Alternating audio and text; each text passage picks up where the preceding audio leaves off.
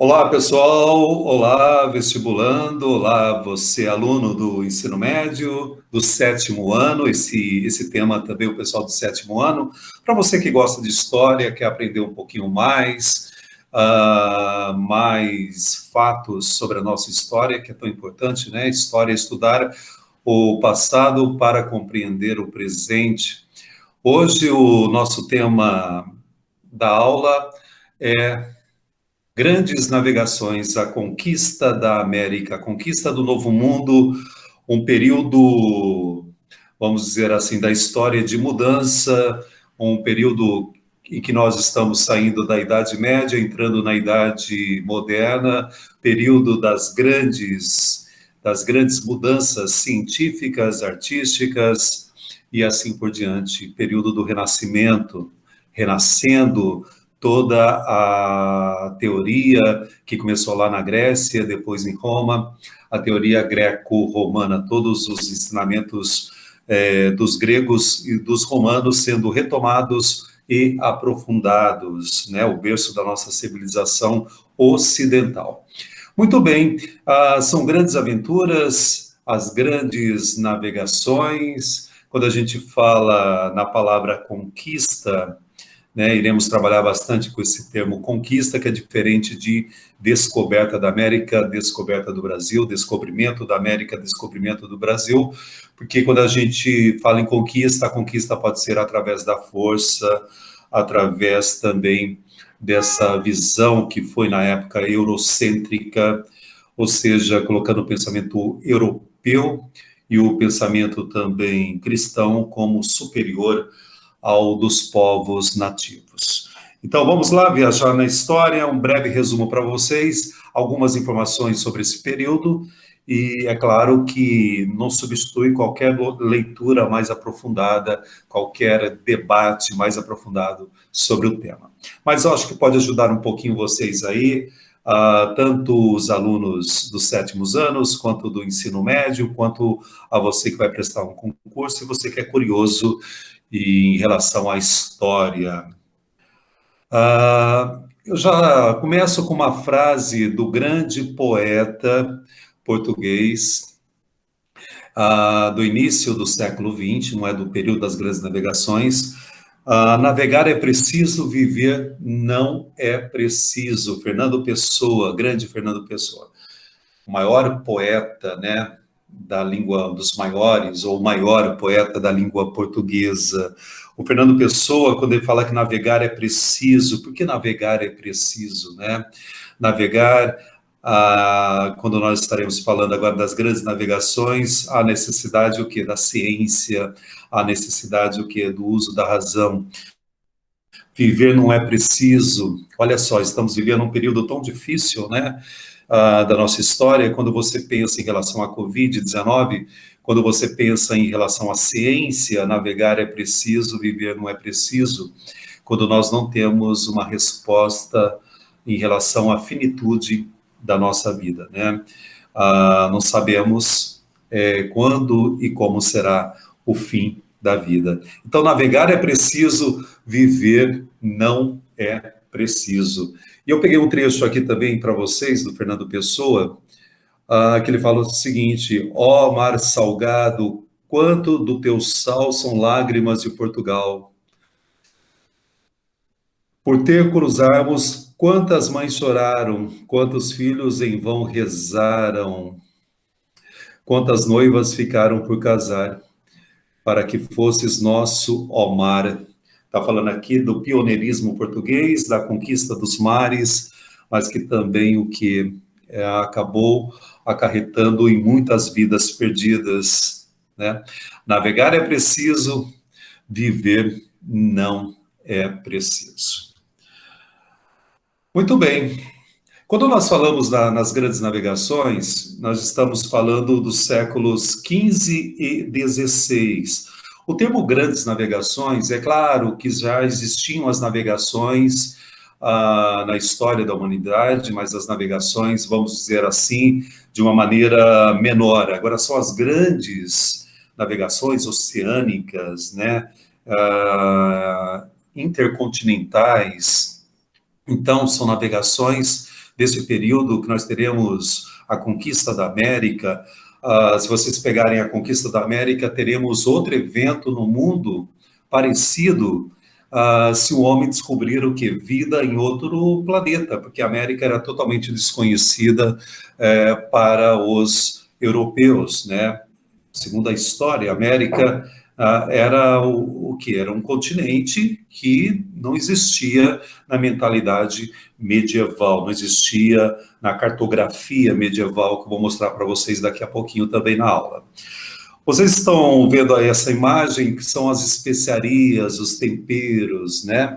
O que seria de uma comida, de uma alimentação sem essas especiarias? O cravo da Índia, a canela, a gengibre, enfim, tantos temperos que foram descobertos pelos europeus ocidentais, que ficaram fascinados com esses temperos e também com outros produtos orientais a partir das cruzadas, que é um outro assunto, né?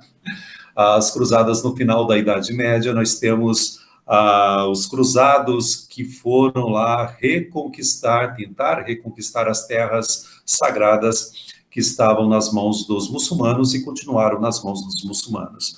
Perderam a guerra, mas tiveram o quê? Tiveram conhecimento de todos esses produtos orientais, e através ali do Mediterrâneo, esses produtos chegaram até o Ocidente, chegaram até a Espanha, até Portugal, e acabaram tendo, assim, um valor que podemos comparar até aos metais preciosos. Todo mundo queria temperar os seus alimentos, e era altamente lucrativo nesse momento o comércio de especiarias. Então, é importante vocês já guardarem isso, a questão das especiarias. As grandes navegações, quando nós falamos das grandes navegações desse período, nós temos que pensar o seguinte: a associação dos interesses dos nobres e da burguesia mercantil. Lembrando que nós estamos entrando no novo período da história, séculos XV e XVI, que é a Idade Moderna. A Idade Média está ficando para trás, ficou para trás. A Idade Média, que nós tínhamos as camadas estamentais, a igreja, o clero, depois os senhores feudais, os nobres com seus familiares, os cavaleiros, e a população em geral, os servos, a grande maioria na camada inferior. Mas só que no final da Idade Média nós temos o surgimento de uma nova classe social muito importante através dos burgos, das vilas, quando nós temos o renascimento comercial, que é a burguesia. Daí que vem o nome burguesia, por causa dos burgos. Burguês, aquele que morava, que frequentava, que morava nos burgos. Era o local de troca de mercadorias. Depois nós tivemos o retorno dos metais, o retorno da moeda. Esses burgueses, com a formação dos estados nacionais, eles tornam-se importantes para os nobres, para os reis. Por quê? Porque eram os burgueses que mantinham o Estado Nacional, que mantinham, através do pagamento dos impostos, através de seus negócios, mantinham o quê? Toda essa parte financeira para os reis administrarem estes Estados Nacionais. Lembrando que a burguesia, esse lucro, ele é combatido pela Igreja Católica. E quando nós falamos das grandes navegações, nós estamos falando o quê? Também do poder da Igreja Católica, que ainda continua em Portugal, na Espanha, nos principais países da Europa Ocidental, ainda durante o Renascimento, durante a Idade Moderna. Depois nós teremos, é claro, a Reforma Protestante. O pensamento racional. Então, nesse momento, o pensamento racional, o segundo item que eu coloquei para vocês aí, nós estamos vivenciando o Renascimento, então a razão agora, ela torna-se importante, o renascimento do pensamento greco-romano, né? Esse período do Renascimento, ele é importante porque as navegações, navegar é preciso, né? Como diz o Fernando Pessoa, navegar precisa o quê? Precisa de técnica, precisa o quê? Da racionalidade, precisa da ciência. O terceiro fator importante, principalmente a partir da Revolução Protestante, da Reforma Protestante, que é a propagação da fé cristã católica. A Igreja Católica, a principal instituição ainda, tanto na Espanha quanto em Portugal, os dois concorrentes aí nas primeiras grandes navegações, Portugal irá sair na frente, só que a Igreja Católica, ela continua no topo da pirâmide, a fé cristã católica, que será abalada com a Reforma Protestante, e ela precisará o quê? Precisará de novos, em busca de novos fiéis, de novos seguidores da Igreja Católica, e é claro que as grandes navegações e a conquista de novas terras, a partir do momento que nós tivemos a conquista da América, a conquista também do Brasil, houve, através das missões jesuíticas, a propagação da fé imposta, vamos dizer assim, cristã católica. Ok? Continuando, olha só que interessante, pessoal. Este mapa que vocês estão verificando aí é um mapa mundial, um mapa mundi genovês, professor de história, né? Genovês de 1457. Se vocês observarem no imaginário, na cartografia, né, do mundo medieval, nós temos o quê? A Europa Ocidental, que eles conheciam já bem, um bom pedaço da África e a Ásia também um bom pedaço, mas só que tinha uma parte da Ásia que era desconhecida, e é claro que não aparece aí a América e demais trechos que nós conhecemos hoje do mapa mundial. É importante vocês já guardarem que a Ásia será chamada de Índias, tá? Nós temos o país Índia, mas todo esse continente asiático será chamado de Índias. E se vocês observarem os mapas dessa época, como era uma região muito desconhecida, a questão das Índias, a questão da Ásia, vários trechos desconhecidos, os mapas aparecem até com monstros, né? Com seres imaginários sobre os perigos dessas terras desconhecidas. Olha só o imaginário europeu ainda na época, né? A questão da Terra, tem muita gente que ainda fala hoje, né? Que a Terra não é esférica, né? Eles achavam, inclusive, que poderia chegar no momento que a embarcação poderia cair num grande abismo, também a questão dos monstros.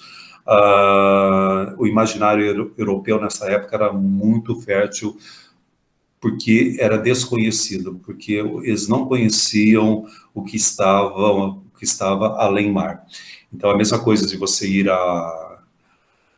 Eu moro aqui no litoral paulista, a mesma coisa você observar o Oceano Atlântico sem nenhum tipo de informação, tirar todas as informações que você tem em relação aos continentes, ao que nós conhecemos hoje, você se colocar como um homem lá do século XIII, XIV, XV, observar esse oceano, realmente é algo assim arriscado, corajoso de você enfrentar, saber até onde, sem as informações, até onde tudo irá, tá? Mas o homem precisará de muita coragem, como disse lá o Fernando Pessoa, né? Quantas vidas, né, foram perdidas nessas grandes navegações. E também precisará da ciência para conhecer todo esse processo.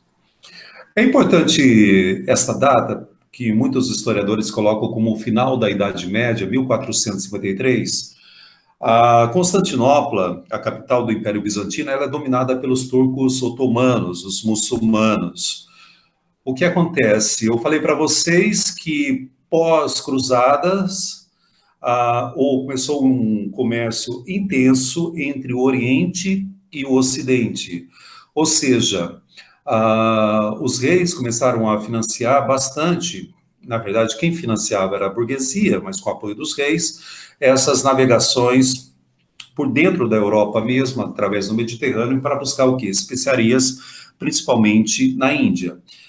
Essas especiarias e também outros produtos, como os tapetes orientais, tinha muita dificuldade porque tinha que pagar muitos impostos, passavam por muitos reinos. E quando nós temos a tomada de Constantinopla pelos turcos otomanos, as relações comerciais ficam muito mais difíceis entre a Europa e a Ásia.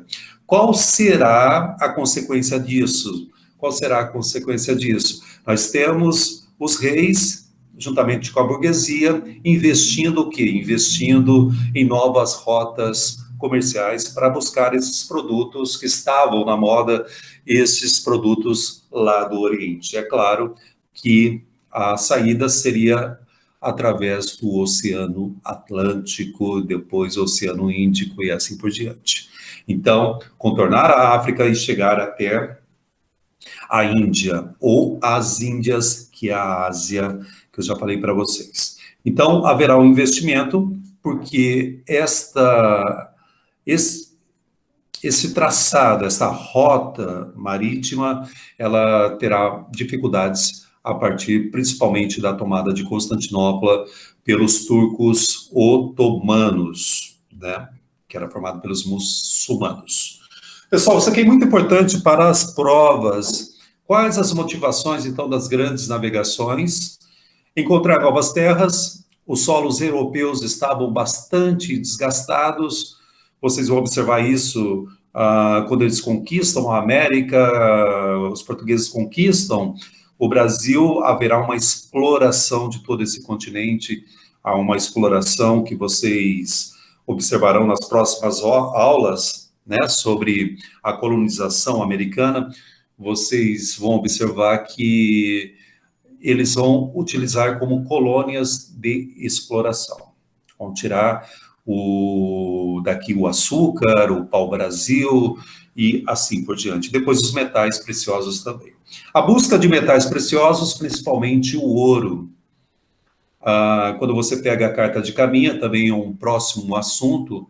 A Carta de Caminha, quando os portugueses chegaram ao Brasil, é claro que a toda, né, oficialmente 1500, quando Pedro Álvares Cabral chegou ali à Bahia, né, a região de Porto Seguro, esse contato que tiveram com os nativos, uma das primeiras perguntas, isto está na Carta de Caminha, foi a questão da existência ou não de metais preciosos aqui em terras brasileiras, e os indígenas não saberão responder, vão falar que não.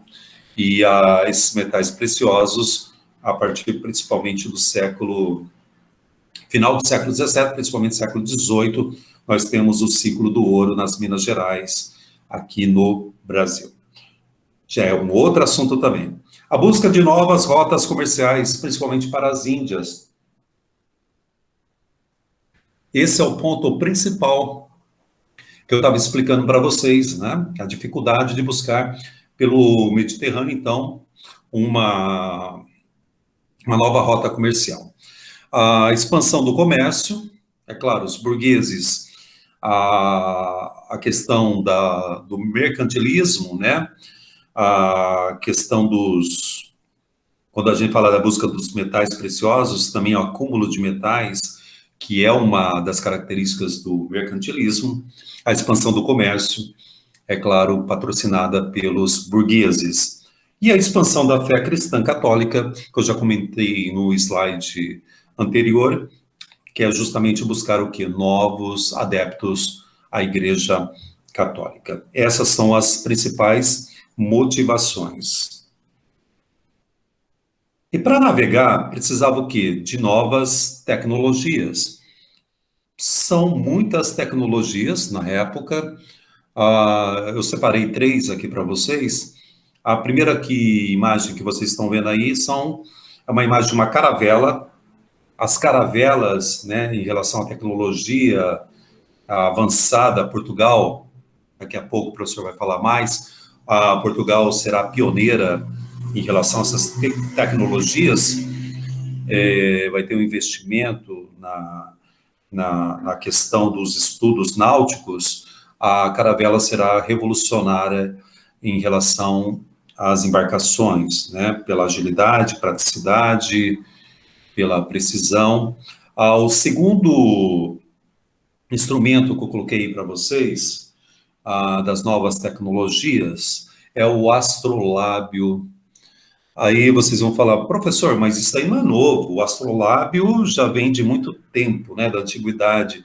Sim, só que o astrolábio, ele será aperfeiçoado neste momento, se vocês observarem essa imagem que eu coloquei de 1571, através dos astros, a questão da latitude, da distância, tudo é através, claro, pelo próprio nome, astrolábio, você vai relacionar os astros, então esse cálculo será importantíssimo para os navegadores. E nós temos depois também a bússola, né, a questão da localização, importantíssima. A bússola também não é um instrumento novo, mas será o que será aperfeiçoada nesse período. A bússola, que é uma invenção chinesa, e nesse momento ela será aperfeiçoada. Continuando então aqui com a nossa aula, vamos lá. Por que Portugal foi pioneira nestas grandes navegações? O pioneirismo português. O primeiro item que eu coloquei para vocês, nós estamos vivenciando também um período da formação dos estados nacionais, das monarquias nacionais. Foi o primeiro território unificado, foi Portugal. Então, era um poder centralizado nas mãos de um rei, poder centralizado que acabou tendo um único exército, uma única moeda, uma única língua, um único imposto, né, isso teve o apoio também da burguesia, essa unificação, justamente que acabou também facilitando os negócios. É claro, com o apoio dos nobres e da igreja também, essa questão da permanência no poder. A ausência de guerras nesse momento em Portugal, lembrando que a Espanha ainda está com a questão dos mouros, mas Portugal neste momento, tá, pessoal? Neste momento, a ausência de guerras. A posição geográfica de Portugal, se vocês olharem no mapa, importantíssimo, ali de cara para o Oceano Atlântico, né? Também a entrada ali do Oceano Atlântico para o Mediterrâneo, e também, se você pegar os rios de Portugal, né, a questão da profundidade dava também o quê? Para aperfeiçoar os barcos, as embarcações, e isso também acabou colaborando para que Portugal saísse na frente na questão das grandes navegações. A escola de Sagres, importantíssima, teve o financiamento dos burgueses, né? Toda essa tecnologia, uma tecnologia avançada, nós teremos uma escola especializada em buscar este aperfeiçoamento marítimo, que foi a escola de Sagres. Um Estado forte, nobres e burgueses, eu já comentei com vocês, essa união de nobres e burgueses, e a forte presença da Igreja Católica, que estará presente em todas as navegações, a questão de ampliar, de levar esta fé para os nativos das terras conquistadas. Muito bem, vocês podem observar aí as principais rotas que nós tivemos, as principais rotas de navegação, as principais rotas. A questão era contornar a África e chegar principalmente até Calicut, na Índia. Se vocês observarem aí nesse mapa que o professor colocou, nós temos de Portugal a viagem do Bartolomeu Dias, também a viagem do Vasco da Gama. Quando vocês pegam aí essa viagem do Bartolomeu Dias, também do Vasco da Gama que conseguirá chegar até Calicut, né? Aqui o Cabo da Boa Esperança, que era das Tormentas, acabou sendo da Boa Esperança, assim,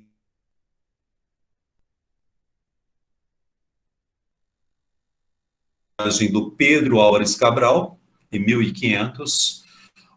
Cabral, que estava indo, segundo a história oficial, estava indo até Calicut, né, para buscar as especiarias, e acabou, segundo a história oficial, mais uma vez falando para vocês, né? A rota acabou, ele acabou saindo da rota e chegando até Porto Seguro em 1500. A Espanha, nós temos a viagem do Cristóvão Colombo, que eu gostaria daqui a pouco de comentar um pouquinho mais com vocês em relação a isso. Temos o Fernão de Magalhães, importantíssimo, em 1519, ele consegue fazer a circunnavegação, que é justamente esse traçado, essa rota que está aqui em vermelho, ou seja, consegue passar por todos os continentes, ok?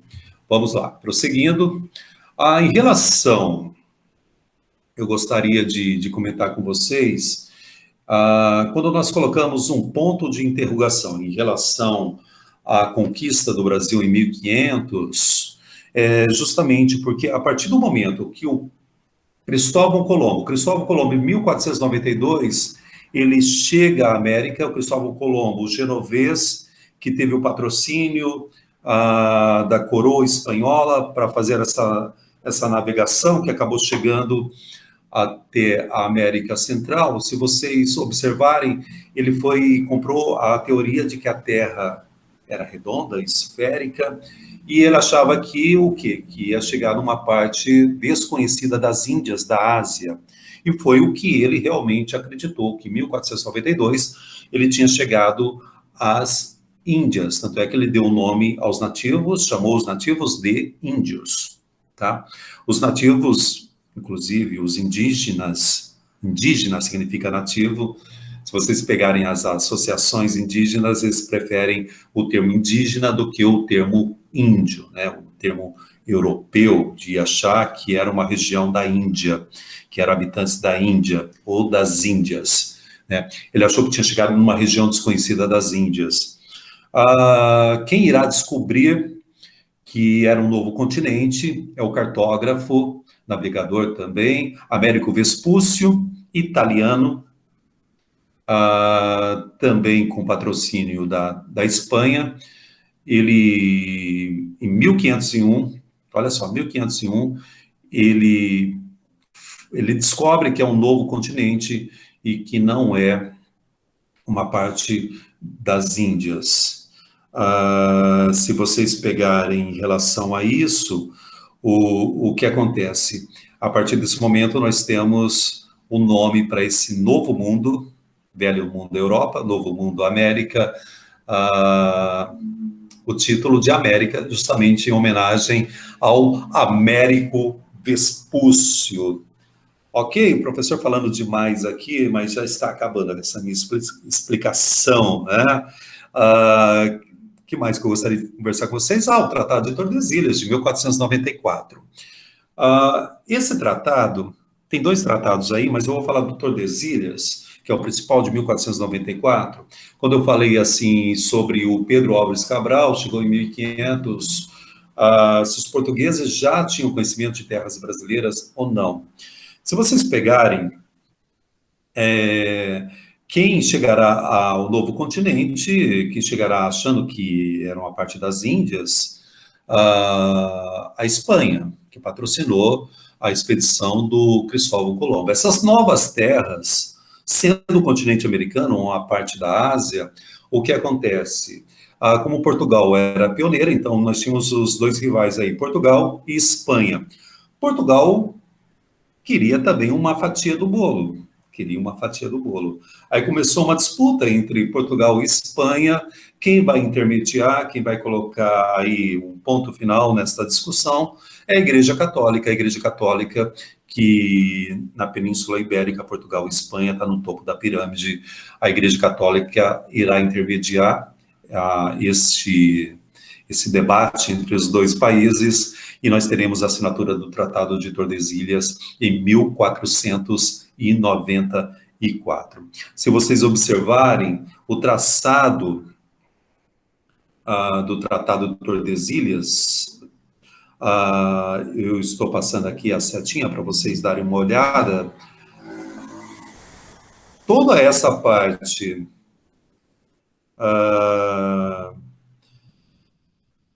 que vocês estão observando com a seta aqui, as terras recém-conquistadas ficariam com Portugal. E desse outro lado aqui ficaria com a Espanha. Como que Portugal iria assinar um tratado se não soubesse da existência de terras aqui quando a gente pega o Brasil? Olha o Brasil já presente aqui.